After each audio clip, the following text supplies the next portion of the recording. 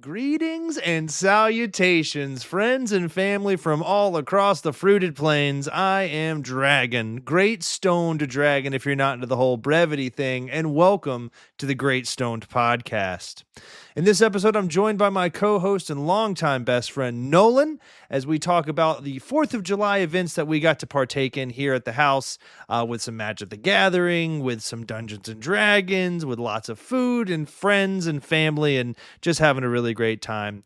We also dive deep into some we also dive deep into some movie trivia and reviews and looking through movie reviews, all sorts of just fun stuff. So thank you for taking the time. This is a perfect opportunity to roll one up or pack one to blaze along with us, because you better believe we are greatly stoned for the Great Stoned Podcast. Without further ado, let's dive right in. We's gonna get silly, bitches. All right. I have How some many good times do you say buffalo for it to be a complete sentence? Let's find this out, because I remember hearing about this when I was in elementary school. In elementary school, damn. All right. You can say buffalo anywhere from 1 to an infinite number of times to create a grammatically correct sentence, but the most famous, fully detailed version uses it exactly 8 times. 8. The canonical Okay. 8-word sentence is buffalo, buffalo, buffalo, buffalo, buffalo, buffalo, buffalo, buffalo. I think I did it right. It says the sentence works because buffalo has 3 distinct meanings in American English: the place, Buffalo, New York; the animal, the American bison; and the action, to bully, intimidate, or trick. So the sentence is saying buffalo from the city of Buffalo are bullying other buffalo. Yeah, so when you swap the definitions into the 8, so it translates to bison from Buffalo, New York, whom other bison from Buffalo bully, themselves bully bison from Buffalo. Yeah, it's poetic. That's ridiculous, and it's alliteration, so that's fun. It reminds me of that Brian Regan bit where he was like, if you were to second guess booking time at a Native American place, you would be having a reservation. Yeah. That's so great. Oh man. I'll let you in. Yes, dude. Jesus. All right. Hey Vader. So loud today. Let me hear him. Where's he at? Vader. I'm surprised you can't hear him. He's There he is. yelling into the microphone. Vader. Yeah, dude, I hear you. All right. Speak to me, child. My dad just got a new truck that's all black, and he named it Vader. I know. I was like, yeah, you were that's there. really cool. Yeah. He's badass. All right, So, I'm gonna do a bong rip, and then we can get right into this piece. I haven't had one all day. I'll do a little Little toot. Little toot. Yeah, a little pre-rolly in here. Have a little toot off the bongaroo. All right. Yeah, I'm gonna rip this. Cheers, buddy. Cheers. Oh, the heck! I bumped my microphone. That made an odd sound.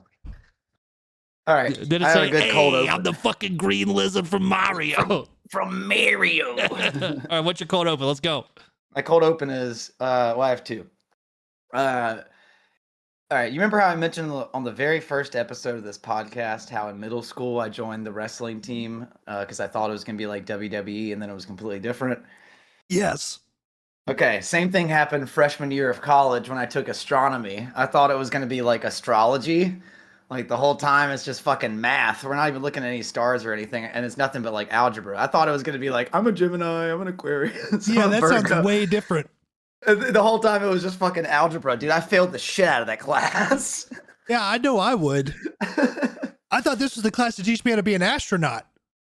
Yeah, dude. I was thinking that we would study like Orion's belt and like all this shit, and then instead it was just like calculate the distance between 2 stars. And so like oh god, I was terrible. And then I had the balls to like go like show up and try to take the final exam, and I made I don't even know what I made on the final exam. It was like less than a 50, dude. It was terrible. I bet It was so bad. So that was a long time ago, and now I'm about to finish my degree with much better grades and everything. So I just thought it was funny where you want to take something. Oh, that looks cool. I want to do that. Oh, you guys have wrestling? Yeah, I want to do wrestling at my school, and then it's something completely different. Oh, you have football, and or whatever. It's completely different. So that was one thing. And then my other thing is more on topic, and this can definitely transition us into the conversation, into back of the weekend here. I was going to talk about how over the past weekend we had played D&D for the first. It was my first time playing that, and also we got to play a little bit of Commander Magic. And I need you right now, Dragon, since you weren't in the game when I pulled out Mr. Salty Boy, which had Kalthion sweating, and as well as your son. Your son told me if you took that deck to a card shop, they would try to fight you. Oh yeah, yeah. I was like, oh yeah, dude.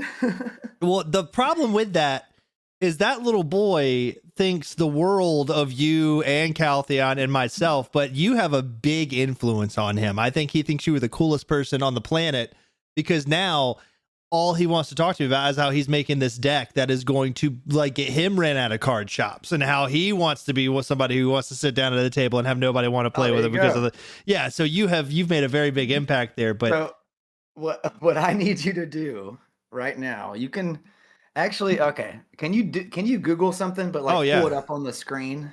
I just need you to Google, why do people hate Grand Arbiter Augustin?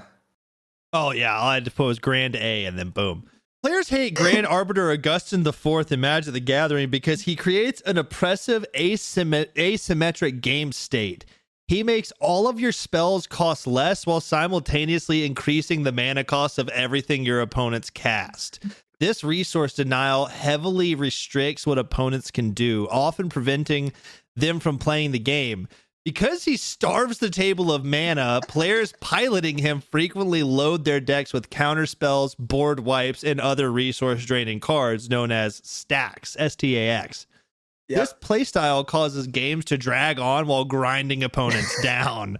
Consequently, many in the community find this experience incredibly frustrating. Yeah. Help me understand the salt. Okay, this is Reddit. Yeah, Reddit post. Yeah, people hate this guy, man. Okay, so it says, been playing Magic consistently for about a year. I've thought about building him, but I've never played against someone using him. I see where it could be a little annoying, but I don't understand where the salt mine comes from. Doesn't he just slow down the game a little bit and that's it? Top comment, just like in real life, people hate taxes. Yeah, so he just makes you, his whole thing in the lore is oh, you gotta pay the toll. Oh, you can't do that, gotta pay the toll. He's like a blind guy, but he's like rules with an iron fist or some crap. Yeah. So yeah, he's really salty because basically, like it just said, it makes the game less fun for other people. So that deck is really good if you're like, I have to win and I don't care the cost. I'm gonna shut your dragon thing down with Kalthion, or I'm gonna shut down your whatever, right? But that's not the type of deck that I'm just gonna pull out for fun. All right, guys, we're just hanging out. So that's why whenever we eventually got to the game between you, me, Kalthion, and your son, I pulled out the Angel deck and was like, this will be fun, even though it's still kind of crazy. It's way less fuck you, Nolan. You know what I mean? It's dude, if I had known about Grand Arbiter way back when in high school when we were first getting into Magic the Gathering in my old blue deck, I would have been like, this exists? Oh my god. it's a game breaker, dude. I'm looking through some more of these comments. This guy said, if the commander is a tax commander, generally speaking, that's not the only stacks the pilot is going to run. At best, it's an annoying deck that completely changes how you have to play. At worst, I've seen it played as something where the Augustin player doesn't allow people to even get close to casting things. Yeah, dude. There's stuff that I put in the new deck where it's like, okay, you finally did get to cast something. You got to pay extra for it. Well, now that you have to pay something, you have to either sacrifice a permanent or pay an extra. Okay, now if you want to attack me, you got to pay 2 for each person. Okay, now if you want to do that, it just keeps up. So eventually it's just like, well, shit, dude, I just can't do anything against what you're doing. That's what it sounds like. The game with Kalthion and your son, I had to board wipe. I was pretty close, but Kalthion started throwing out he started getting a little overwhelming, so I was like, dang it, dude, I'm gonna have to board wipe everybody. So I had to take out my own biggest threat, which was the Elish Norn card, which takes down everyone else's creatures. But if I didn't have to do that, I think I could have won that round. But I was in a cornered spot where I was like, dang it, I think I gotta do this. So you have to jump the load. We're gonna have to drop the load. That was a fun time. So I definitely can't wait to do it again. And it Dude, was it was really so fun good. to be able to play D&D. And I definitely wanted to hear your recap from that weekend or from that day as well too. Oh yeah, dude. That day was it was one that we'd planned out in advance, which if there's anything that sounds more grown up than that, it's and not even just like, hey, you want to come over this upcoming weekend? Saturday's free. It was like, no, Nah. like a month and a half ago, hey, what are you doing on the Yeah. 4th? Like, let's make Yeah. something happen. So we planned to do I'd been planning to do a D&D one shoot with my wife and the kids because I got gifted this Stranger Things box. I talked about it on stream, which, dude, doing streams again, that's pretty sick.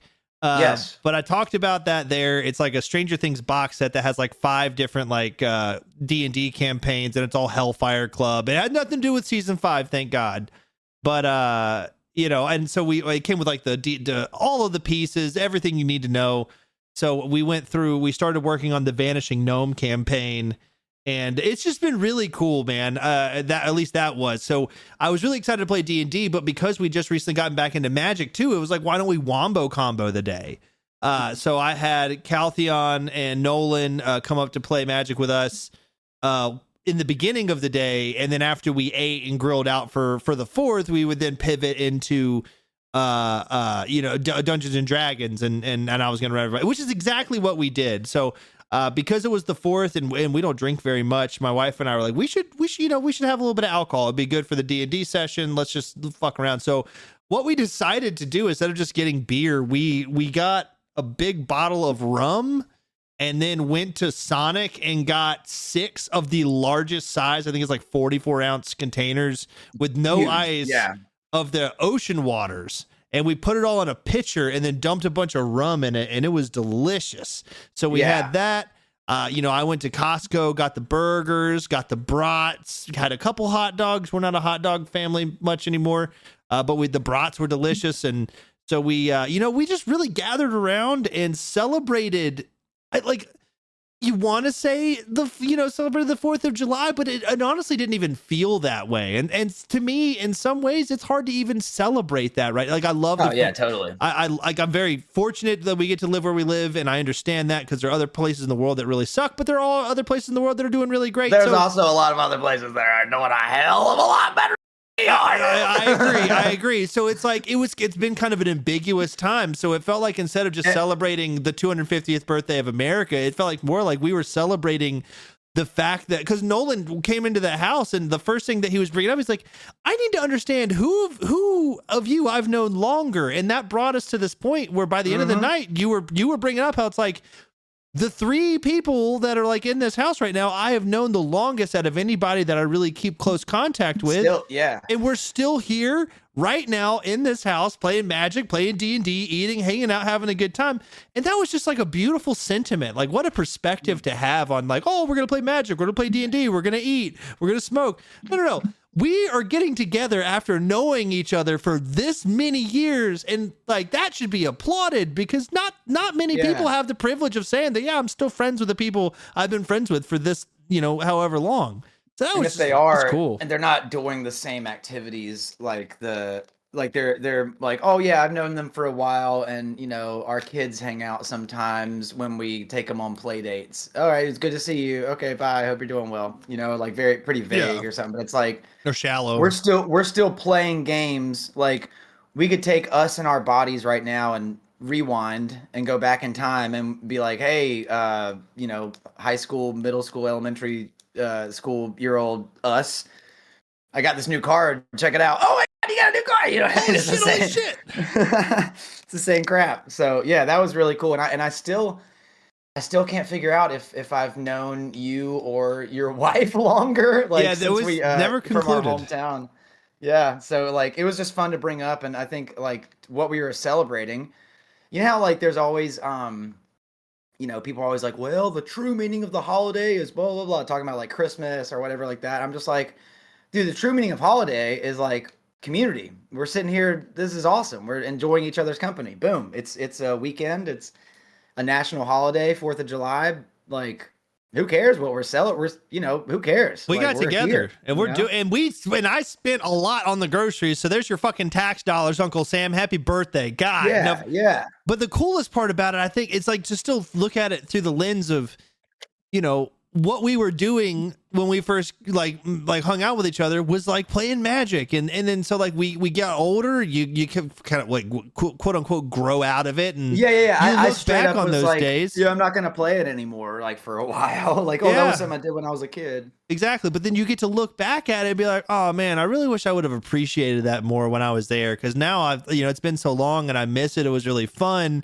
This is like almost for us was like almost getting to go back into the glory days for a night. Totally. And just Yeah. and like at a time where like I will appreciate that night forever. Some of the ones from Same. when I was a kid, I won't remember because I was a kid. I had other things going on. My mind was all over the place. But as an adult, thinking back to how I missed those times to get to have it again, oh, dude, that's a miracle, in my opinion. That's so cool. Yeah, I agree. I totally agree. I had something I was going to say, but it slipped my mind. But no, My that's a bad. very, very, no, it's not your fault at all. You didn't go into my brain and I rip it did. into my I skull. did. I opened Task Manager and closed the program. Oh, I thought about what it was. So like with Magic and stuff, I just like I would get rid of some cards, and then I had some cards laying around, and then the last few months I like basically took what I had and then figured out like, oh, I should try to build this kind of deck, blah blah blah, ordered from there. But with like Yu-Gi-Oh cards, I hadn't owned like a physical Yu-Gi-Oh card since I was literally probably like 6 or 7 years old, like elementary school with one of the OG ones. So nowadays, same thing as like with Magic, where I'm like, oh, I want that card. I can order it online, and it gives me something as an adult to look forward to in the mail that's not just like a bill, right? Oh God, yeah. And it makes it fun, because when you're a kid, when you get mail, you're like, oh, someone sent me something for my birthday, like my grandma sent me something or whatever, whatever it might be. Send me a card or whatever. Like, it's fun mail. It's not just like you owe the, toll road $50 or whatever. Right. So like Yu-Gi-Oh cards, I was like, dude, I've never owned a Blue Eyes White Dragon ever. What? And so I was like, I'm gonna go order some. So now I have like 6 of them. Like, oh I have my like gosh. I have like 2 of the like the regular ones that are like super cheap, like a couple cents or whatever. And then I bought like 2 of the $5 ones that look like the art from the show, like the one that I brought you that I showed you with like the original art. And then 2 of them just came in the mail. So I just like laid them out on my table, like dresser in my room. And I'm like, I'm never gonna play these because I don't play Yu-Gi-Oh like that. But it's just cool to have. It just does something for me. You know what I mean? It scratches an itch. You're speaking to the to the guy about that. You could go through, I think I went through a period of time where it's like subconsciously I was like, no, I don't like, why would I do that? That's for kids. No, I need to be focused on like, my career and like making money and like, like my current stuff. And another thing too is with hobbies, like for years I was like, well, I don't need a hobby. Like music's my hobby. And then it's like, well, no, it's not. It's like, that's kind of like my life force, like an ambition. And, I don't want to say career, maybe at one point, yes, but like, it's still definitely something that I'm very much in pursuit of, but it's not a hobby. A hobby is like Magic, Yu-Gi-Oh, video game, collecting stamps. You know what I mean? Yeah, like this is something I do to break up. Doing something to just like, it doesn't have a grind behind it. Like your channel is not a hobby anymore. No, it used to be. Not even it. You see, exactly. Stuff starts as a hobby, like, music or content or whatever. It could start as a hobby because, you like it and you have fun with it. But once it becomes a business, you're like, shit, dude, I need to do something else. Otherwise, I'm going to go crazy. Like I brought this up on some other podcasts where I was like, before Jeffy left for tour the previous time, and we were talking about like hobbies and stuff like that, he basically pointed out to me like, dude, all you're doing right now is just the band in school. Like you need to fucking like do something to take your mind off of this. So now, 2 months later, now I'm just like, I'll forget about like, not forget about the band, but I'm just like, I'm not as focused on like every single day looking at all the stats and plays and all that crap because I'm like too busy building the fucking Grand Arbiter deck and creating this little fantasy world and stuff. That's right. It like expands my brain, dude. It's really healthy. So all that to say, like the 4th of July thing, the the last few little, just us overall, like I feel like we're in a good spot with just that kind of stuff, with just hobbies. I wish there was another word I could say there, but with just like time spent, it's that concept of, if you're all work and no play, your life is going to be dull. And now we're Yeah. finding some areas where we can bring some play back into it. That's like it's good. just like super simple concepts. You're like, duh, why didn't I think of that before? It's like I needed to get to 32 to be like, oh yeah. Well, for so long, you had your parents kind of looming over you, be like, you got to do this or you're not going to make money. You got to do this or you're not going to get a job. You got to do all these things.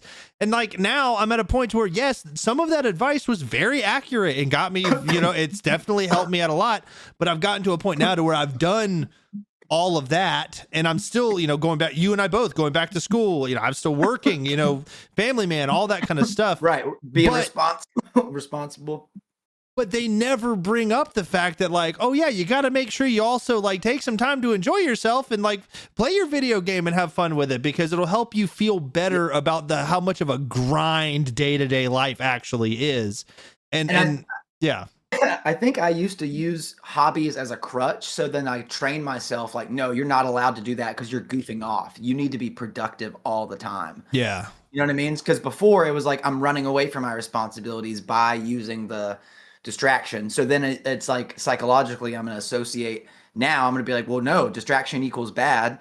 I need to be work. I got a job to do. I got goals to meet, whatever the fuck, you know what I mean? So then now I've kind of retrained it to be like, nope, you got to rotate. That's something that Jeffy told me too. You got to rotate between different parts of yourself. Like different, I'm in this mode, rotate. All right, now I'm in this mode, rotate. I'm in this mode and we're back. You know what I mean? Just like a clock. Oh yeah.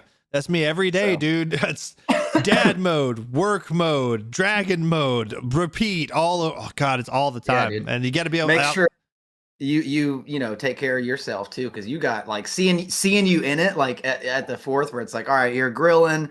Then you also have, kids asking questions, other people asking questions, asking, and it's like, all right, I'm responding. You're probably, I don't want to put words in your mouth, but I'm just like, if I were you, it's like, all right, all these people, I'm responding to Nolan. Okay, that's Nolan asking me a question. Okay, someone's all right. That's Nolan, kids asking me my dad, right. both kids, my right. wife. This guy's so are you answering? It's like, are you answering all as the same person, or it's like, all right, I got to answer Nolan as my friend. I got to answer him as this, her as this. Like yeah, and I'm not even in school right now too, because then school takes up a huge part of my evening and study time. Yeah, dude, I've had to get really good at wearing a lot of hats all at the same time and being able to flip which one is directly touching my scalp. It's been a hard thing to get used to, but I think, I'm doing okay. I Saturday went off, I think, without a hitch, and that was really cool. It looked like it did. I wasn't sure if there was, there were some parts that were stressing me out, but like the stress, once I got through whatever it was, like cooking the burgers, making sure, whenever you're grilling out, at least for me, it's like, am I going to undercook anything or am I going to overcook stuff? Like it feels less forgiving. Like you could practically, like if it was chicken, that's something else. Yeah, like, I gotta cook this chicken. Like with burgers, you can be like, all right, I cooked it for like 2 seconds. All right, who wants it? yeah. You might not feel so great, but you're not gonna die. You're not gonna get, salmonella or whatever. Yeah, Salmonella Fitzgerald. That's something I never understood. Why you get salmonella from chicken, and it's like it sounds like a Seinfeld bit that I'm trying to make, but I'm seriously not. Salmon's in the word. I'm genuinely trying to be like, what's the deal? Why? Like, what's this salmon? Why don't you get salmonella from salmon? Like, it's that whole like, there's those questions like, why do you park in a driveway but drive on a parkway? Why do you bake cookies but cook bacon?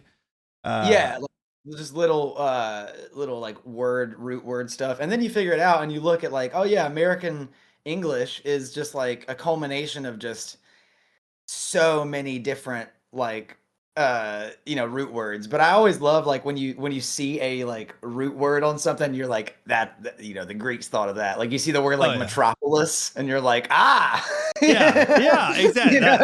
I can trace that one back. Call me Indiana Jones. You see the word like octagon and you're like, octa means 8. You're like that.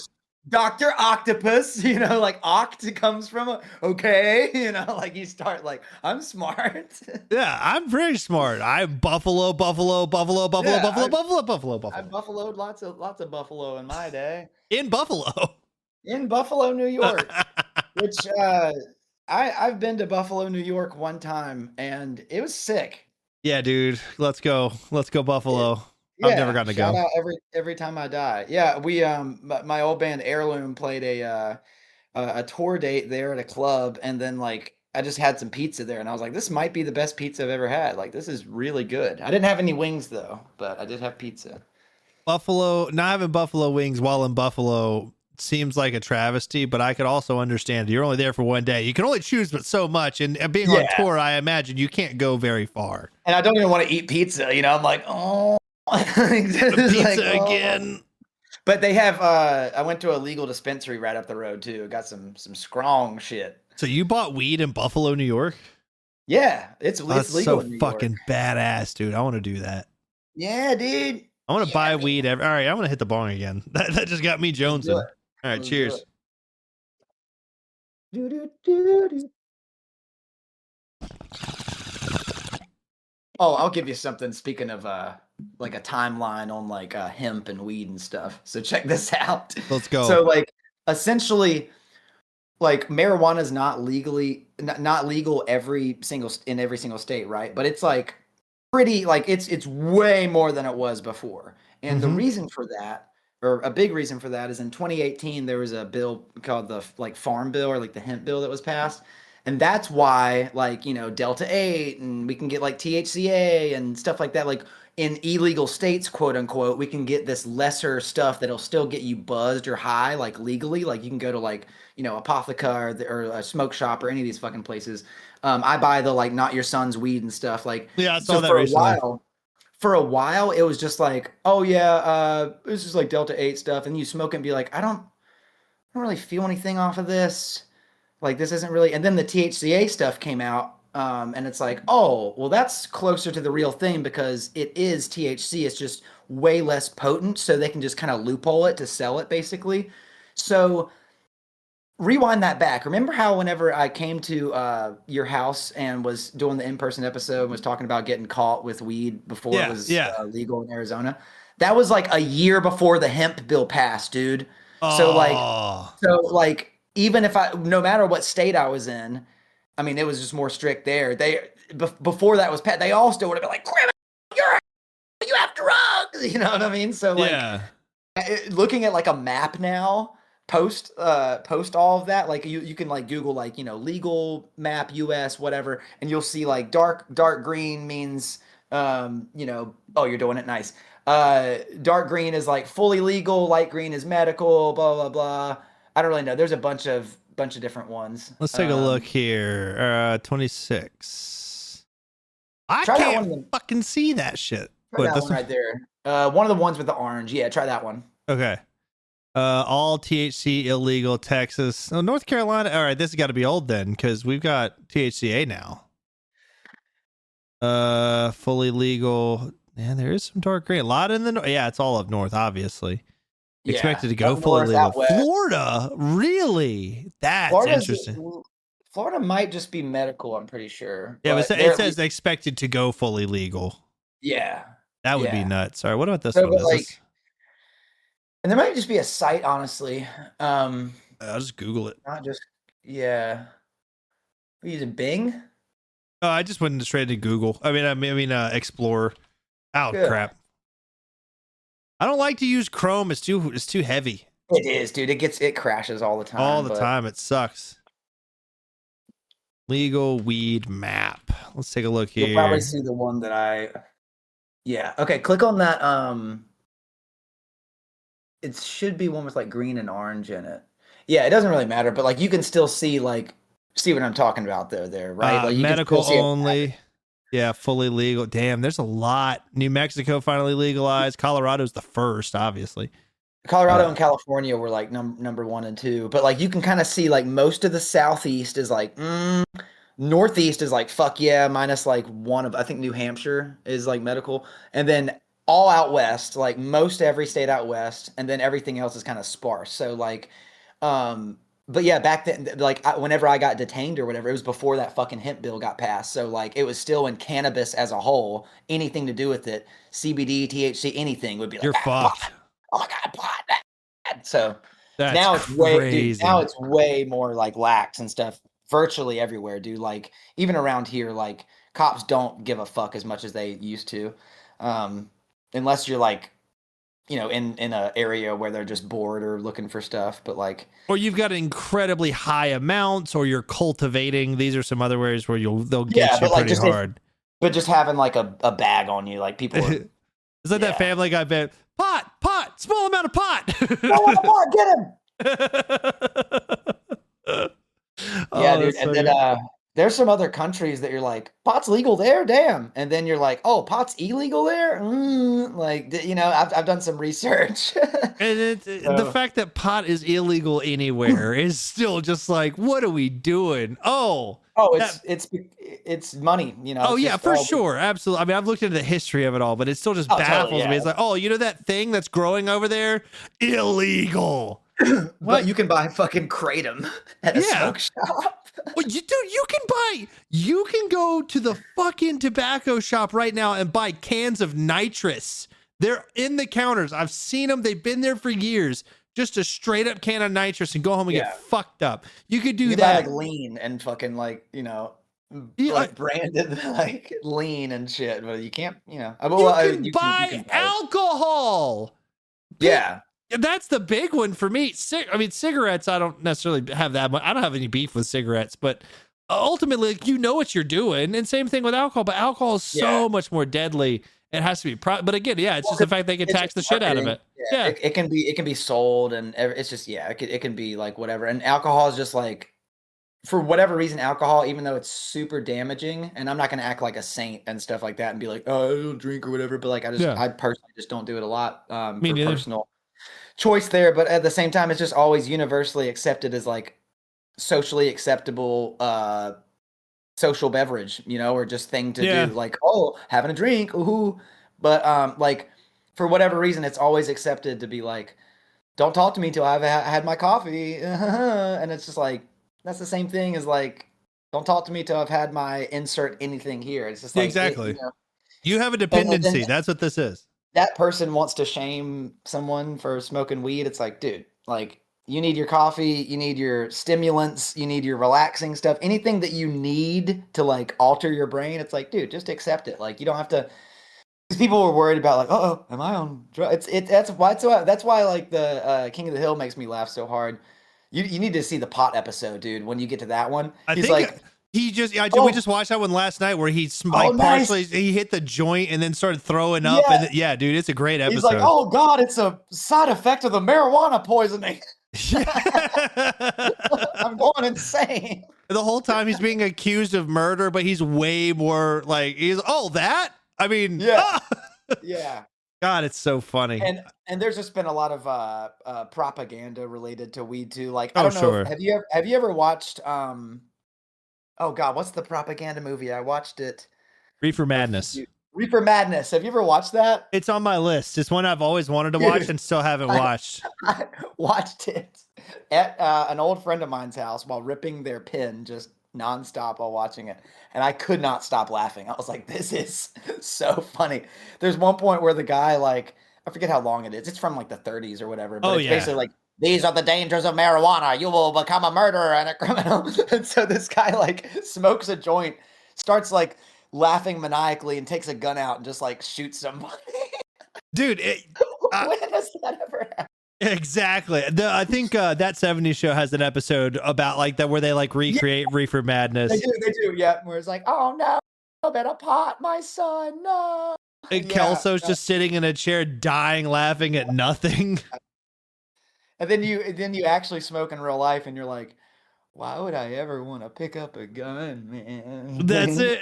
Like, there's so much about like the first time I smoked pot, which I had a terrible experience, but the second time I smoked pot, the fifth time was good. The third one burned down, fell over, and taken to the swamp. But the fourth one, one stayed up. But like the second time I smoked pot, I was like, this is it. This is what people are so bent out of shape about. Are you kidding? This is nothing. Yeah. I was expecting to taste color and find that music could like, I don't know. I was expecting something way bigger. To like hallucinate or like see dragons or some shit. Like, you know what I mean? Like just some fucking like acid stuff they tell you in shit. health class. Yeah, like acid trip or whatever. I was I was also expecting it to be kind of like a you know how again like going to like emotional stuff. If you let's say I have a lot of anxiety or it's been a rough week and I want to just bury all that shit. Yeah. Drink. I'm burying it. Ah, I'm fun now. Don't worry, guys. I'm fun now. I thought that it was gonna be that kind of experience where it was gonna bury some shit, but like early on to my when I first, I guess, discovered weed, like I'm Indiana Jones in a cave or whatever. But when I first, like, I guess, started smoking, which luckily I didn't, you and I didn't really start smoking until we were adults, which is sick. We Yeah, like dude. skipped over high school basically, so our frontal lobes are a little bit more developed. But you I know, think I was they're back. 20. Yeah, I was like, oh yeah, you were younger than me, I guess. So you were 20, I was probably like 21, just turned 22. But anyway, I thought it was gonna be like bury the shit like alcohol, but instead I noticed I didn't notice what it was doing because you know, mind altering or whatever. Next few months, I was like, oh God, dude, like I can't get away from shit. Like if there's something that I'm worried about, it's gonna come to the surface and then like ruin my high. And I would worry about like, oh, I'm having like paranoia, I'm having like pot anxiety, blah blah blah. And I'm like, no, it's just like going into my brain and being like, hey man, you got to deal with this shit. Like Yep. I thought it was gonna be like, you know, a recreational party type thing because I had drank a little bit before and I thought it was gonna be the same thing but more like colorful. Yeah. It was instead just like, holy shit, dude, I need to fucking take care of that. Like I would just start like thinking about shit. So Yeah. I need to start yeah. healing from some shit. Yeah, and I didn't realize that was a thing because like there was a couple times early on where we'd be smoking and I'd be like, why the fuck am I getting so like weird? And it's just like, yeah, dude, I got a lot of stuff that I just like need to deal with that I keep burying. And I just don't have the maturity to deal with it. And then now that's why I have such a healthier relationship with it. Because now instead of using it to avoid my stuff, like I wrote like papers and stuff all super high and I got a 100 and you know what I mean? It's helping me and stuff. It's Yeah. not just like a crutch, like, oh, I want to avoid my responsibilities and just go get high. It's like, no, I'm using the high, Cane Hill, Power of the High, if you know that song. Um, I do. they, yeah, it's the same kind of thing, like harnessing it instead of just like, you know, escaping from stuff. So, but yeah, interesting point there though. I thought of where, early on, like it took me like a year or two to realize like, oh yeah, this isn't suppressing my emotions. This is like telling me to fix some shit. So I should, Yeah. you know, because I went through periods of time where I was like, all right, no, I'm not smoking. Like I would smoke for like a few months, take some time off. No, I don't want to do that stuff. Oh, no, it's bad for me, blah, blah, blah. And then I get back, oh, it's pretty good. And then I'm like, well, it's not hurtful. It's not harming anything. But it's just like where I was in life, I had a really bad, like I would have rather get high than um, like go to sleep or go to work or do anything. Like I would just rather just like that was a point in my life where I was just like, eh. But I was also like super depressed and that was my only source of like anything. Escapism. So at a certain point, I was like, now I'm just depressed and high. You know what I mean? So Yeah. that was a whole thing. So I've gone back and forth with it a bunch, but now I definitely have a much healthier relationship with it and like know my I don't want to say know my limits, but just know like what it's gonna do. Like know like, okay, I'm gonna do this and then I'm gonna do the laundry. I'm gonna do that. Like I have it much more dialed in now rather than just some, you know, kid in his 20s like I was at first, just like, ooh, I've never smoked before. Ooh, I feel cool. Ooh, wow, I really want to eat this thing. Ooh, and just kind of just maximizing all that. Now I'm like, I know exactly what I'm gonna do. It's clockwork, dude. Yeah. So thank you for King of the Hill, you know? Like that's a big one. It's King of the Hill freaking rules, but like, you know, I kind of look at it, it might sound weird, but I kind of look at it like weed kind of being like salt. Salt is a flavor enhancer. People say that they put a little sprinkle of salt in their chocolate milk because it enhances the flavor. A little bit of salt on a steak helps bring out a lot of flavor. You put a little salt, the flavor is going to become more dominant. If you put too much salt, it's going to be salty, and that's not good for you because if you have too much salt in your diet, you're going to have health problems. So it's just that concept of like a little bit of weed can make almost anything better, I think. Yeah. You know, I'm going to the And it movies, doesn't smoke a little weed. I'm going to a nice restaurant, smoke a little weed. I'm going to go hang out at the park and walk around and be in nature, smoke a little weed. I'm going to play a video game, smoke a little weed. Like it makes it better. Oh, it's almost 4:20 by the way in like 10 seconds. Oh, shit. Happy anniversary to my bride. All right, I'm getting set up. Right. Wait for it. I'm looking at the thing and engage. I had to send my wife a text saying happy anniversary like we do every day at 420. All right, cheers. That's so sweet. You know, in Superbad, where they're like, it's like Seth Rogen's character and Bill Hader's character, the cops are about to like drive somewhere. He's like, all right, engage. And then they just drive. Like, I do that a lot whenever I'm driving and I'm checking my mirrors. Because, like, it's that thing where you say a thing out loud to yourself. I'm like, all right, check the left. Nobody's in the left. Engage. I love it. It's so great.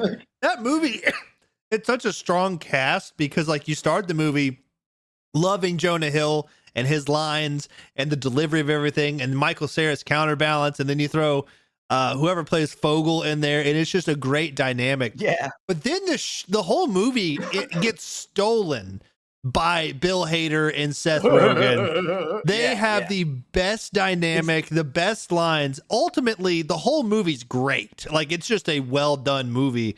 But God, that's where I fell in love with Bill Hader, and that love has only gotten deeper.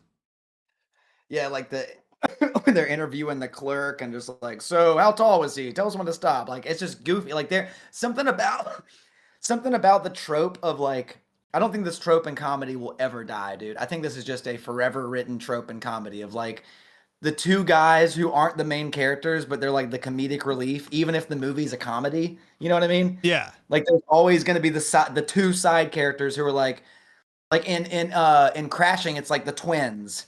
Yeah. Who are stand-up comedians. In this, it's like, those two or whatever. Like, in Toy Story 4, it was Key and Peele playing the stuffed bunnies. Like, they were the best part of that movie. Yeah, like there's always going to be like some sort of Settler and Waldorf in the Muppets, the two old guys on the balcony. Yeah. The best example for non-comedy is fucking Pirates of the Caribbean. The dudes, I always forget their names. Yeah, the two guards. I know who you're talking about. The two guards and then the two pirates. Oh, yeah, the one with the wooden eye. Yeah, Hello, those two guys puppet. and then the two guards. Like, that's funny. I wasn't even thinking about the guards, so good point. Yeah, that's the first place I thought you were going. Like, it's always two guys that are like, we're at work. Dude, fucking Robin Hood, with the fox. The two, the guards on patrol. Oh, yeah, are they the two buzzards? What do you Two buzzards. I don't know. What do you want to do? No. That's Is that Jungle Book? You're thinking of Jungle Book. These are the ones that sound like Andy Griffith's show. Oh, yeah. Oh, and then Napoleon and Lafayette and the Aristocats, the two dogs. Exactly. Yeah. It's always like just some random thing that here they are. You know, like I bet, honestly, dude, I bet any movie, any series, you could probably like go through Star Wars, C-3PO and R2-D2. Yeah. Boom. Yeah. Fucking Merry and Pippin. Oh, fuck you, dude. God yes. dang it. That's They're a great everywhere. one. I love literary analysis. You're picking out plot points and, oh, man, it's so cool. Yeah, it's fun. But yeah, dude, no, good vibes this weekend and good stuff coming up. Well, let me ask, what'd you think of D&D? I know you didn't get to do a whole lot of role play, which like that can come into it. I didn't set this campaign up for it because I wanted to try to get it all done in one session. But ultimately, how'd you feel about playing D&D for the first time? I liked it. I wasn't sure like what it was like, how you're gonna play and like what order, but once we got moving with it, I was like, oh, okay, I get the synergy, I guess.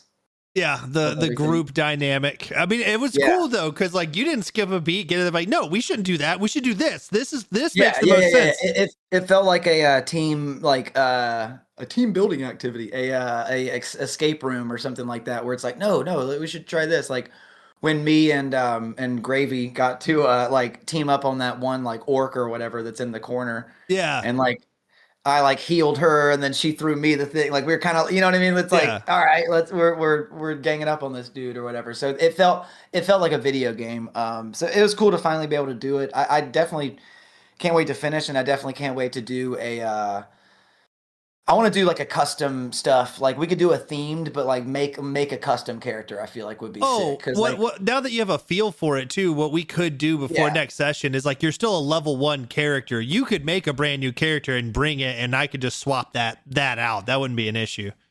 Oh, sick. See, so, like I didn't even know that was a thing. Yeah, I mean, it's all up to the DM, and this isn't even that serious of a thing. So if you wanted to like pick different spells, pick a different whatever, yeah, you could do all that. I would be totally down for that. I'm gonna show up with a Van Helsing build. Do it. Do it. Do you remember that movie? Yeah, I've never finished it, and every time I've turned it on for the last 4 Halloweens, and every time I'm like, I can't watch this. It's really bad. It's really but it's bad. So sick. It's really bad as a movie, but it's also like when you see that as a kid, like for whatever reason, like me and my my biological dad, we used to watch that. And we both were just like, this is sick. And I'm like, why do you like this, dude? Like this It's has called like Kate fucking... Beckinsale, dude. That's all yeah, you need. he's probably like, hell yeah, bro. We can watch that again. Put her in the DVD player. I'm like, all right, let's do it. He's got his finger on the pause button. Yeah. No, but Hugh Jackman's great too. I'm not going to discredit that. It's just a corny fucking movie, and I wanted to like it really bad. And I'm like, how do you kill him? Oh, you have to go into the mirror. And I'm like, what? Yeah, he's right there. You got to go into that mirror, and then he's right on the other side. Well, how the fuck did he get over here? I don't know. That's where his hideout is. And you got to go through that glass. You got to hold up the missing shard to the glass, and it'll fucking open a feet. And I'm like, so this process is taking like 15 minutes to open the gate to like get into his fucking hideout. And meanwhile, I'm like, bitch, like, where? Yeah, look it up. I'm looking it up. I just want to see, because like I wanted. Dude, I had my wife try to watch it with me. She couldn't handle it. God damn, the imagery is so cool. Like it's such a quintessential like early 2000s. I like how it's him as Wolverine. Oh yeah. Well, I mean, like they have a good cast, and I think Dude, Faramir.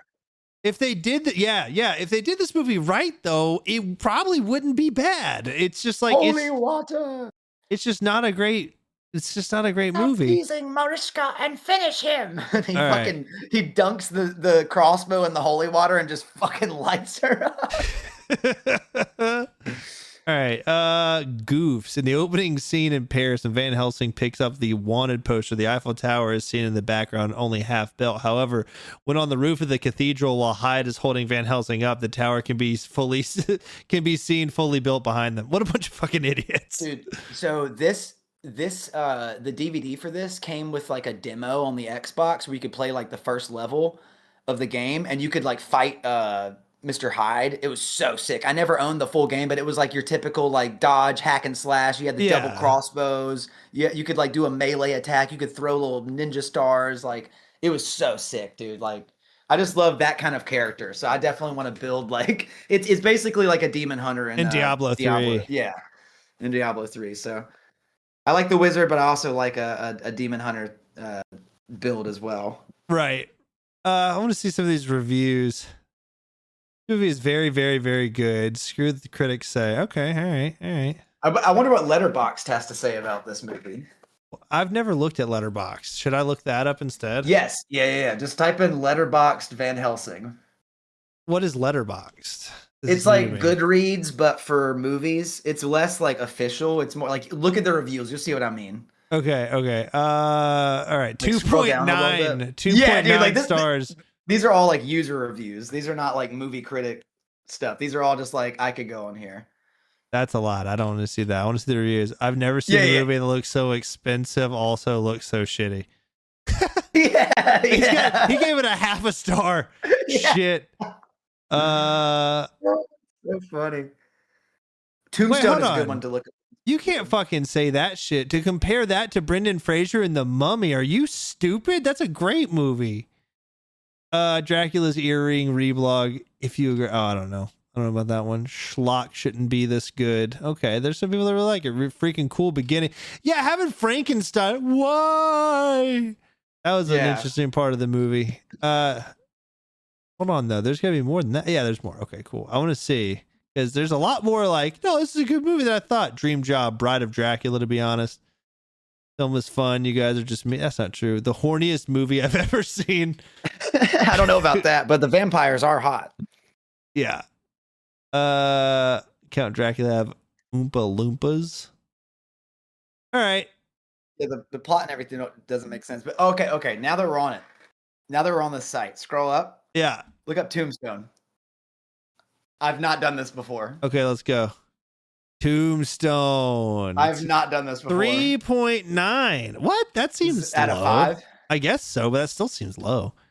If you're a dude or have ever opposed to supporting the dudes rock movement and have not seen this movie or don't recognize it as an unimpeachable classic, you are no Daisy at all. All right, that seems like a weird way to start. You gonna do something? You're just gonna stand there and bleed. This film could be its own genre. Mustache Polo. Wait, I don't even know what that means. Anyways, you tell him I'm coming and hell's coming. You damn. Wait, why did you give it 4 stars then? Come on. That's a 5-star movie if I've ever seen one. Imagine if Jack Sparrow was in a Western. That's Val Kilmer as Doc Holliday in Tombstone. Yes. Even more That's a awesome great than how it sounds. description. Yeah, that's the way you say that. Yeah. Oh, that. I'm taking this. Yeah. That's a nice couch. Yeah, any move. Oh, do it with the Big Lebowski. Oh, fuck yeah, dude. That's a great idea. Yeah. Lebowski. Let's see what they got. Probably got some good reviews on there. All right, this is going to be the rest of the podcast, me looking at movies on Letterboxd. Oh, 4.1. Let's go, baby. Wow. They peed on his fucking rug, man. It really tied the room together. You damn right it did. Yeah, well, that's just like your opinion. Exactly. See, these people get it. Scott Pilgrim for 40-year-old white men. That's interesting. I actually like that movie now. Treehorn treats objects like women, man. Great. The best advertisement for the White Russian yet. Amen to that, brother. Yeah. No, Donnie, these men are nihilists. There's nothing to be afraid of. Is one of the funniest lines of dialogue ever put to screen. Shut the fuck up, Donnie. Yeah, this is great. This is just like, if you want to go ask people on the street, what did you think of this movie? These are the comments that we're reading right now. Yeah. You told him to beat it, bozo. Hey, told him to beat it, bozo. Madge, give us the scoop. Look up Terminator 2 Judgment Day. I'm sorry, this is just for me. Yeah. Judgment Day. I've still never seen this movie, so great, dude. Ugh, I wish Jeffy would watch it. He refuses to watch anything Terminator related, and I'm like, dude, the rest of the series sucks. Just watch Terminator 2. It's so good. I don't know. He must have got turned off to it at some point. I don't have anything against it. I just have it's eluded me. I have not prioritized this movie in all of my life. I'll give you a scene to watch after this if you want to. I think I want to take the movie in its entirety. I want to be swept away. I want to have nothing to expect. Don't watch any other Terminator movies. Like they're trash. Like my brother still vouches for one, but one is like a horror movie, but 2 is like the greatest action movie ever made, dude. It had no movie had ever done anything like it, like special effects wise. Like they still to this day. Like I showed it to my ex when we were on vacation a couple years ago, and she was like, "Whoa!" And it came out in the '90s. She was like, "What the fuck?" I was like, "Yeah, dude, this movie is the greatest special effects of all time. Like, they're so good." Similar to watching Alien and be like, "This came out in the '70s. This dude, is it's nuts." better than Alien. Fuck Alien. I'm sure of that. I'm sure of that. But like similar concept of like, get the fuck out of town. Right. They were on it. Star Wars, whatever, where you're like, whoa, The Godfather, oh my God. But the thing about Terminator 2 is it's not just like you watch it once and you're like, see, that's good for what it is. You watch it and you're like, hell yeah. Like it's a great movie. If you like Tombstone, you'd love Terminator 2, dude. It is so sick. Yeah, I'm excited to watch it. It's where I learned how to cuss. Nice. I learned every cuss word in that movie. All right, what do the reviews say? All right, my family watches Terminator 2 every Thanksgiving because we're thankful for Terminator 2. Yep, hell great. Yeah. There's lots of PG-13 movies which feel R, but this is a rare R movie that is spiritually PG-13. Okay. I ordered pizza while watching this, and normally I would get a Hawaiian. Not interested in discourse around this, too boring. But we ordered via Domino's, where they make you add the toppings manually. Usually, I would have the focus to pull this off with extreme precision, really just batting 1,000 when it comes to pressing 2 buttons. However, this was also the time when Arnold, Robert Patrick, and Baby Furlong are racing through the LA River, and I had to exclaim, "Look at that shit! God damn!" every few seconds to share my excitement and ruin it for my friends who had not seen the film before with trivia I half remembered. It was in this moment. Oh God. That, wait, hold on. Where was I? It was in this moment that I selected pepperoni instead of pineapple, an easy mistake to make as they are both P toppings with 9 letters. Is this my mistake or a mistake on the part of the Domino's app developers? Arguable both ways. Anyhow, a quick 20 minutes later, truly impressive big ups to my delivery driver, Herman. This feels like I was very interested for that first paragraph, and it's losing me fast. A little wordy. You went over the line there, buddy. Anyway, Terminator 2 rules, maybe the best action movie ever made. James Cameron, top 3 talented assholes of all time. I want Avatar 2 almost as much as I want the vaccine. All right. Oh yeah, this dude's just wordy. Yeah.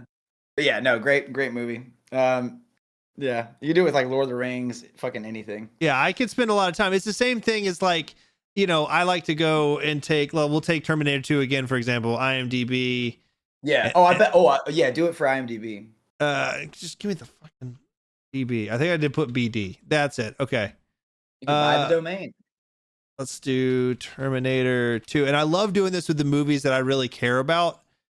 And I used to do this because it was the only thing I could do to kill time when I wasn't getting calls. 8.6 out of 10. Oh, hell yeah. And that's out of 1.3 million reviews. Holy shit. Oh yeah, dude. That's nuts. I think it's in the top 250 movies. I wouldn't be surprised, honestly. It should probably be pretty high up there, too. But I like to take the movies that I like. I go to IMDb, and then if you go to their page and scroll down, it's normally really near the bottom, is the trivia section, where it goes through all the fun facts about the making of the movie, little Easter eggs in the movie. Oh, dude, the one I love, I posted on my Instagram the other day. Robert Patrick. Yeah. Well, it might not be the same thing, but the guy that played the bad guy, he did his own, not all of his own stunts, but he did his own runs. And he's like, yeah, we did this one scene where he's chasing after John Connor on a bike, and he's running after John Connor while John Connor's on the bike. And he's like, first time we did the scene, I caught the kid. and then the director's like, and then I said, yeah, we can't use that take. John Connor just died and the whole world just ended. So let's try that again. And he's like, no, in the movie, people are like, yeah, that's, it's sped up. He's running so fast. He's like, nah, it's not sped up, man. That's fucking me, man. Oh my God. That's amazing. Yeah. Here, there was a concern as to how realistic CGI would look when it came to the helicopter going under the bridge. So the pilot just did it for real. That's interesting. Anyways. Yeah. Give me like, I'm gonna send you this actually on Discord if you want to pull this up. All right. I freaking love movies, man. There's not much that goes better with pot than movies. You were talking about revisiting. Oh, not recommendations. Where you at? We were talking about like hobbies, getting back into like nostalgic stuff. Same thing with like old movies that are like, oh, this isn't just good because of nostalgia. This is peak. Anyway, yeah, this is the. Oh yeah, you got to unmute it and refresh. Sped it up and I went, no, that's fucking me, man. Here we go. Let's go. I have to unmute it really fast. I went, no, that's fucking me. People go like, well, they sped it up and I went, no, that's fucking me, man. That's me. First time we did the run, I caught the kid. How fast you running? I have no idea. I said, okay, we can't use that take. John Connor just died and the world just ended. I said, okay, Jack, are we going to come out of the hole a little faster this time? He said, yeah. And Robert still almost caught us. People go like, well, they sped it up and I went, no, that. My boy's got legs. Oh, it's like first time we did the run, I caught the kid. Then just pauses. He just looks at the camera like, what? What do you want me to do about that? I can't help it. I'm fast as fuck. Dude, he's so like quiet in that movie too. He only says a few lines. Anyway, yeah. And the rest of the movie is him looking intimidating, I'm sure. Oh, absolutely, yeah. Seeing that scene, it does ring a bell. So I think I have seen parts of it in passing over the years, but I've never actually sat down and watched Terminator 2 Judgment Day. Yeah, it's just badass, dude. It's top like 5 for me. Yeah, I gotta put it. I gotta at least understand it more, and that's gonna be something I'm gonna try to prioritize. If you go to watch it, all you need to know is that Arnold's character was the bad guy in the first movie, but in the second movie, he's good. He's here to help. Yeah, he's now the hero. He's good from here on out. But like, Sarah Connor sees him and is like, holy fucking shit, he's back. Oh my God, he's gonna fucking kill us. Oh my God, da da da. And he's like, no, I'm good. Come with me if you want to live. let's go fucking kill the bad guy. And He doesn't become say the that, governor of but- California. Yeah. And that, like, John Connor's this little, like, 15-year-old. Come on, we gotta go right now. Like, God damn it, we gotta go right now. Like, it's just, it's so perfect. It's got so many vocal stems from over the years, dude. Like, so many good explosions, but also good dialogue. Sarah is a fucking badass, dude. She breaks out of a mental institution. Because at the end of the first movie, she's going on about, like, robots are going to take over, blah, blah, blah. So at the end of the first movie, they put her in a mental institution. They're like, this bitch is crazy. So in the second movie, Jar Jar's a senator. No, in the second movie, she breaks out of the prison and is like, all right, let's go kill these fuckers. Like, dude, it's so badass. Like, I gotta watch it. Yeah, Do you think? I showed that scene to my mom, and she was like, "Oh, sick!" I was like, "Yeah, fucking power, power of women. Like, this bitch is on it. Like, she's the queen, dude." Do you think I can watch it with the kids? Do you think like they're old enough? No, Oh crap. Okay. because I wasn't old enough. It's got a lot of well, maybe you could. I don't know, man. I watched it when I was young, like with my dad, but like. And I was definitely like elementary school. Like I was younger than your kids now. Yeah. It doesn't have any nudity. Other than you see, like you don't see anything, Yeah, see the anyone dick or anything. infamous naked scene in Terminator. Yeah, the opening, like when he first walks in and gets the dude's clothes, you just see like you just see like his butt and like shirtless guy. But there's a lot of cussing. Yeah, I'm not There's too a worried about that. a lot of like Sarah Connor when she breaks out, she's like, "Don't you?" Like it's crazy, dude. But there's nothing other than just like there's some blood, violence. I mean, you might be able to watch it with them. Fuck it. Like I don't know. I don't want to. Yeah, well, I'll think about it. I'll think about it because if so, it's like why not? If I'm going to experience it for the first time, I just wanted to look at the box office. The budget was 102 million. Yeah, dude. Gross is 205. Made like 30 gross worldwide 517 million dollars. Go to the parent section on here. Like the rating. You're still in the trivia, I believe. Yeah, I'm going up. All cast reviews. Would it be in here? No, it's gonna say like parental guide or rating, something like that. I'll just control F. Parents guide. There it is. Yeah, click on that.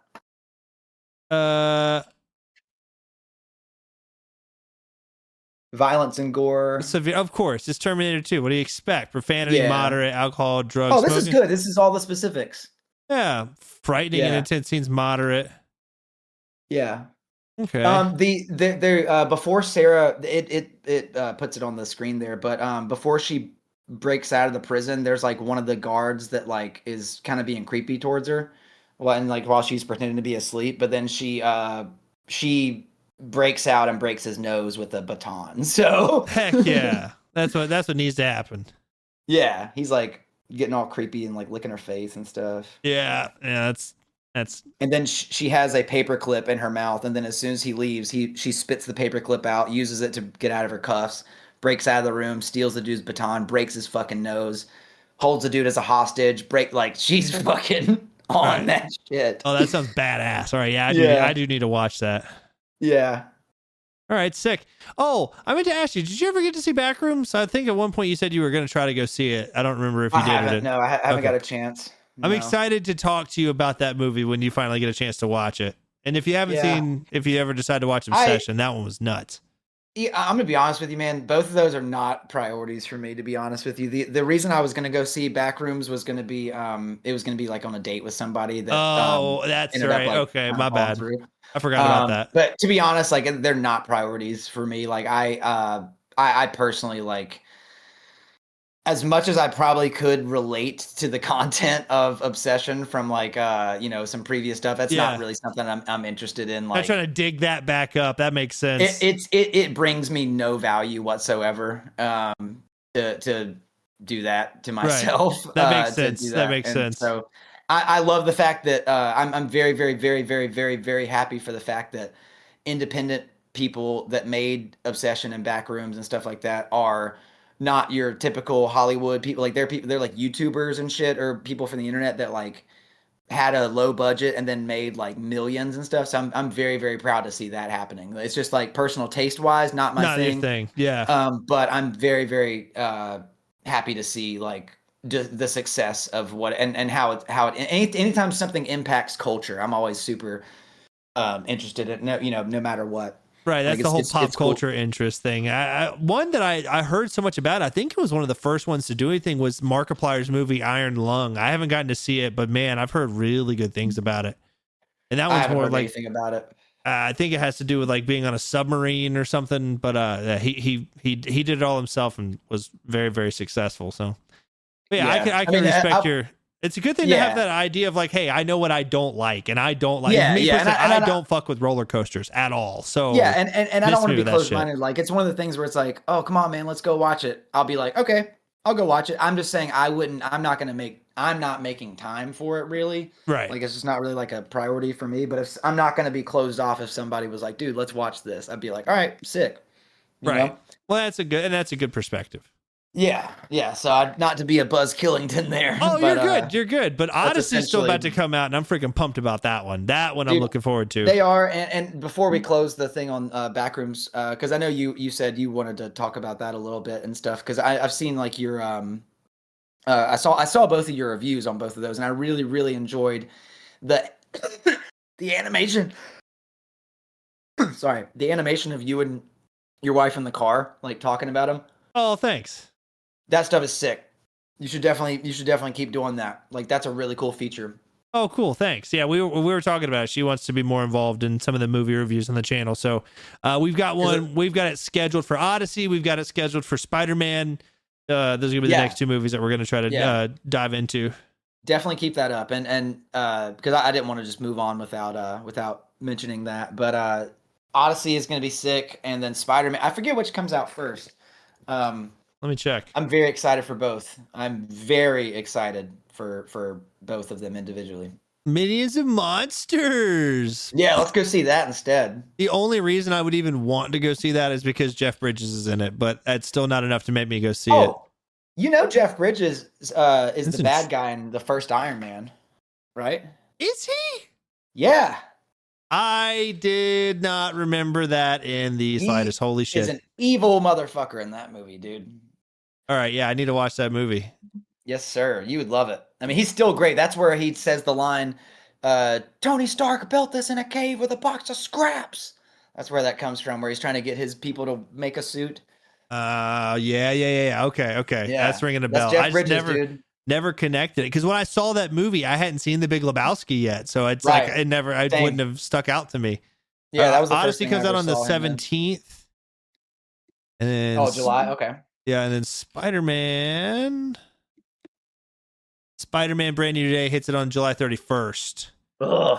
Plenty of time in between both to make sure that we get time to like really focus in on both of these, which is going to be sick. There's gonna be some like hidden stuff in Spider-Man. They're not really fully revealing like what all is gonna happen, but there's a lot of like potential. There's a lot of stuff that like a lot of comic book nerds are saying that might happen, and I'm just like, oh, that's interesting. Like some people are saying he might like become like not become a giant spider, but it's like he becomes a spider, and then from that spider he emerges as like a new Peter with like built-in web shooters. Oh, like so it'd be more like Tobey Maguire. He becomes he but not just like I got bitten by the spider, now I can shoot things out of my web. It's someone in some Reddit thing was saying like there's someone like Spider Queen or something that like chooses him as like a host or something, but I don't know if that's going to happen in this movie or not. That would be weird. I know that the Hulk's in it. Like that's pretty cool. Yeah. The Hulk's in it, and then Punisher. I saw Punisher too. Yeah. Yeah. So it's going to be really sick, dude. Like they're setting up some sort of like bad guy that's like invisible or something. So there's a lot of different like perspective kind of things there, and it's all going to lead to the fucking Doomsday stuff, which the perspective of that looks nuts, dude. Like what's probably going to happen. Essentially Doomsday is going to be like the Infinity War of this era, and then the one coming after this is going to be like the end game of this era. Oh, that's interesting because before you had Endgame and Infinity War, you had a onslaught of like foundation laying movies like Iron Man 1, 2, and 3, Captain America's, like the Spider-Man, like all of those kind of built to this. This is interesting for it to be like, no, here's just two major movies. Well, basically, yeah, because the last time a movie came out that was called Avengers was Endgame. Right.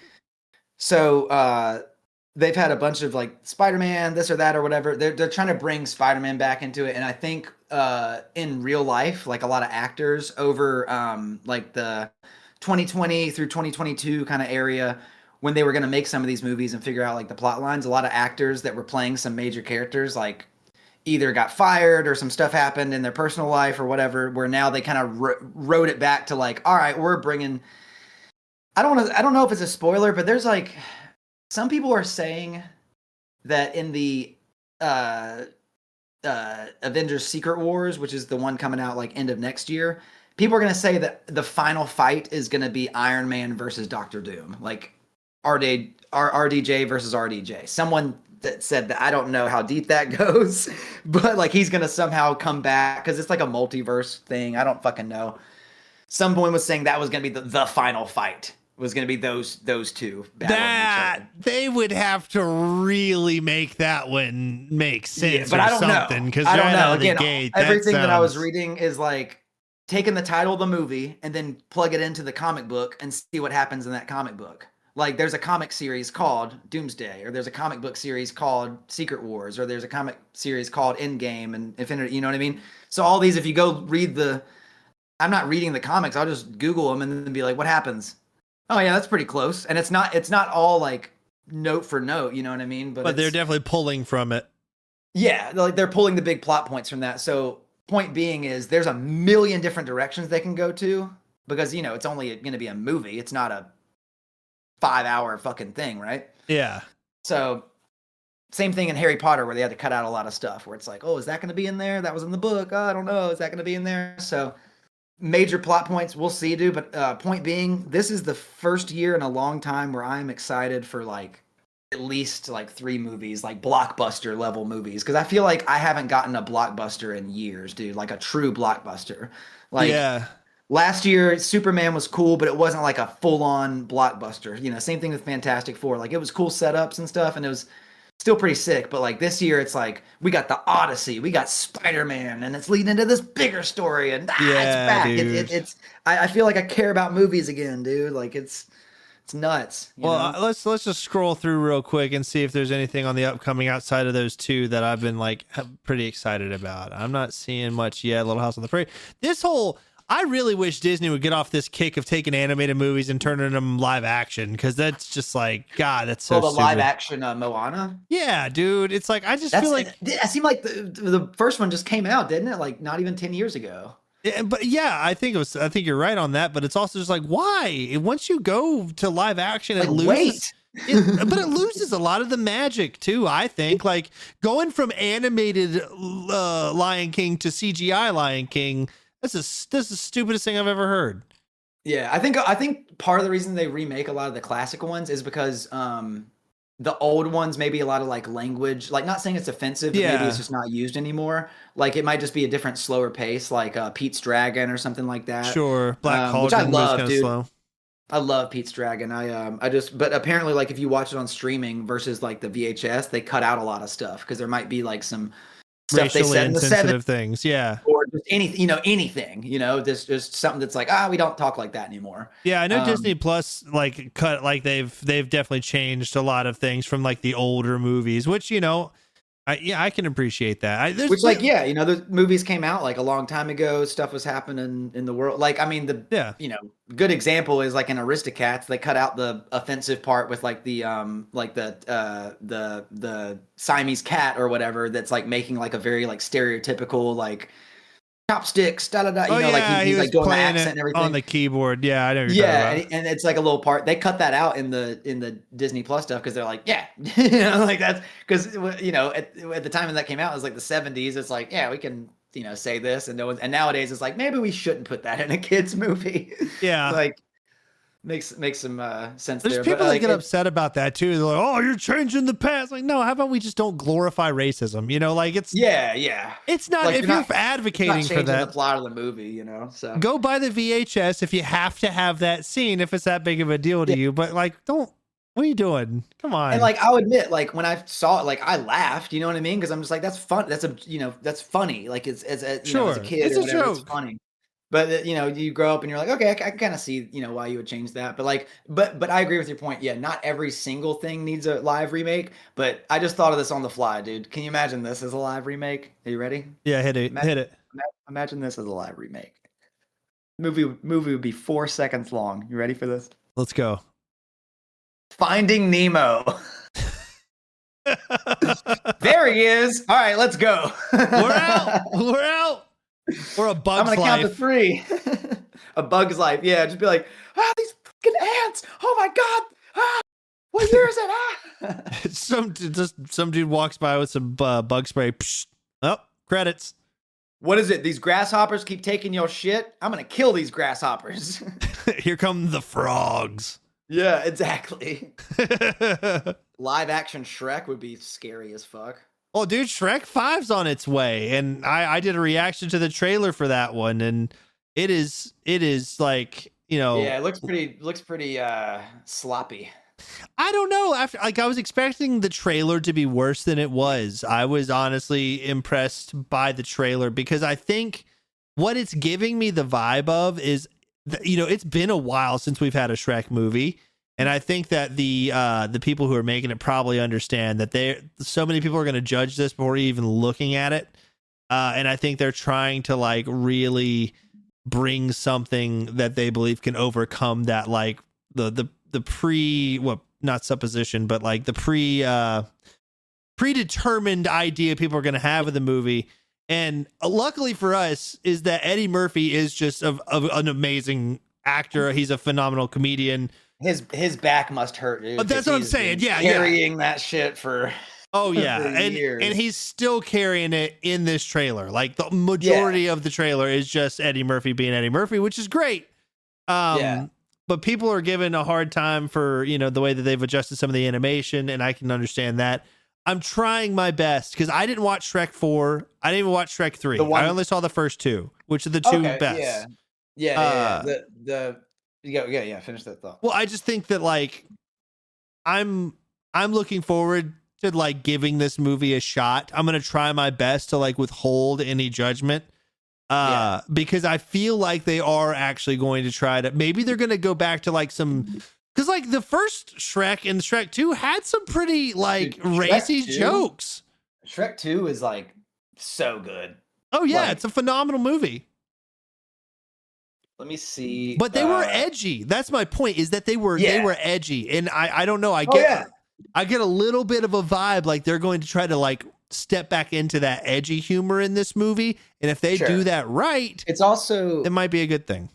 It's been 16 years, since they've done a movie. So the first one, the plot, it's OG Shrek, swamp, blah, blah, blah. He goes on the adventure, blah, blah, blah. Yeah. And they get married, overthrow Lord Farquaad, all that shit. Yeah. Shrek 2, it's like the fairy godmother and Prince Charming are like trying to plot to like separate them, and it's a whole thing. And then they meet Puss in Boots, and great cast. The third one is like they're like standing in rulers for far, far away. And then the father falls ill, and then they have to go find like a cousin of somebody who's played by Justin Timberlake. His name's Artie. He's like this little kid. And then Prince Charming tries to like take over the kingdom or whatever. It's still pretty good. I remember that one pretty well. I don't remember much about Forever After, which is the fourth one. He's basically, Shrek is like tired of being like the king and, kind of burnt out on like being a dad and like just being the king, responsible, all this. He's just burnt out on everything. And he accidentally makes a deal with Rumpelstiltskin, and it like changes the timeline to like he was never the king, and now, it's like a Goes to Christmas Past or whatever. Timeline kind of movie or whatever. So Gotcha. Yeah, but I don't remember much of that one. I remember 1, 2, and 3 pretty well. 2, I remember the best, I think. Yeah, I mean, I remember watching Shrek 1 and being blown away as a kid. Like, this is awesome. What? They They're making almost jokes said about ass. poop. Holy shit, dude. Yeah, it was. I remember it was kind of edgy. Like even to put it on like at school, after a test or something. You know, they put a movie on. Like you put on Shrek, it was like, oh, watch it. It's PG. You know. That's the first time I saw Princess Bride. I didn't even get to finish it. I know I've seen all of the movie in different chunks, but I've never watched it all the way through. Okay, but I need to make you a list. I know there's a list I already have. These are movies that I know I need to like sit down and just like watch all the way through in one sitting. But I remember being in like 8th grade, 7th grade, and we had finished DOGs, and I think it was, it was her. It was my language arts teacher. She was like, I'm going to put on a movie that I really love, and then it was Princess Bride. And I was like, oh my god, this is So good. awesome. This is really And now good. I have Vizzini in my deck, in my magic deck. Vizzini Criminal Mastermind. Dude, those collab cards are nuts. Yeah, it's sick as fuck. And he's great in that movie too. Do you know the scene where? All right, yeah, hang on. Inconceivable. We can close it on this one because I have it. I have this. This is definitely in my like recently watched. I think I watched this yesterday. Yeah, you fool! You fell victim to one of the classic blunders. It's that part. Inigo let's see. Montoya. You killed my father. This motherfucker. Yeah, this. I have this guy as a card. I love this. Like I remember the parts of the movie that I have seen, so I'm familiar with the characters. Help create more calm. If you'll Just this quote. Let's The drink. way he dies. Me from my dude. glass, and you from yours. I remember this.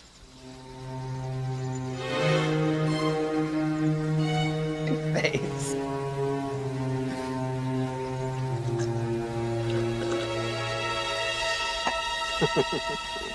You guessed wrong.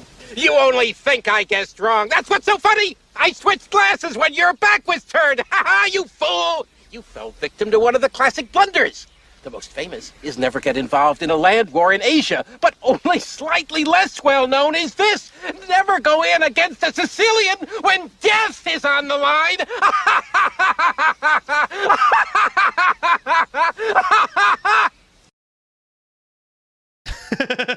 Rip Vizzini. Oh, okay, it's an edit. Nice. That's great. I love that, dude. I gotta watch that movie. He's only in the movie for like a bit, like not that long, because he kills them off. Up He until kills that them point. off. Yeah, that's like the first like 15 minutes, maybe. It's so like he's not a main character. I love that. That's so fucking funny. Yeah. Oh shit. Well, We won. I think this is the stopping point here. I think I can cut it. Is, yeah. Yeah, cool. Hell yeah. This is just another movie podcast. I love magic movies. Yeah, I don't know. Yeah, again, if do your thing in there. If it gets slow, if it gets like, oh, this doesn't relate. Yeah, I'll cut that chop out. I don't some. really care. I'll chop some shit up. But no, this was still Because good. you did I dug it. perfect on the last one where I was like, I went into the story about my dad and I had to like start it over. I was like, oh, I didn't even notice. Seamless Yeah, transition. dude. I got you, dog. I got That's like the tricks. level of stuff that like, you know, audio engineers and stuff like that. Because like, you know how you see like the wave file of like the audio when you're moving it and stuff like that. Yeah. When we were doing vocals, and Squid would be like, all right, do one just like that. And then I would be like, okay. And I'd do it again. He would be like, holy shit, dude, come look at this. And he'd look at he'd be like, it's the same exact wave file. And it's like your fucking parrot superpowers. I was like, yeah, man, like that's the old Tism doing its thing. Yeah, do hyper focus. All right, you want me to make that? I make that small slight adjustment. I got you. Well, what it is like, it's me hearing my own voice back in the headphones. And then I just mimic what I just did. So it's going to be, I'm like, oh, I can do that again. And then I would do it again. He'd be like, okay, now do that again. That's why you'd be such a good freaking voice actor, man. Thank you, one and all, for listening to the podcast. Make sure you subscribe to the YouTube channel, Great Stoned Dragon. Subscribe to the podcast. Leave us a review, maybe a 5-star if you enjoyed it. Tell your friends, tell your family, tell your dog. Also, check out Nolan's band Winterwell. Put out a new song called Scarecrow recently, streaming on all platforms, and they got new music coming right down the pipe. So stay tuned for that. Thank you all for listening, and we look forward to talking to you in the next one. Dragon abides.